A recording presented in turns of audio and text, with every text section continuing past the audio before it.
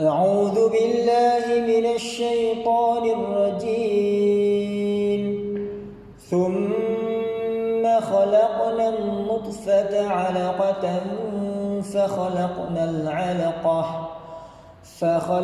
العلقة مضغة فخلقنا المضغة عظاما فكسونا العظام لحما ثم أنشأناه خلقا آخر فتبارك الله أحسن الخالقين. Sadaqallahul Azim.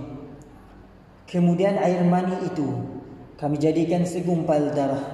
Lalu segumpal darah itu kami jadikan segumpal daging. Dan segumpal daging itu kami jadikan tulang belulang. Lalu tulang belulang itu kami bungkus dengan daging. Kemudian kami jadikan dia makhluk yang berbentuk lain. Maka maha sucilah Allah, pencipta yang paling baik. Surah Al-Mu'minun ayat 14.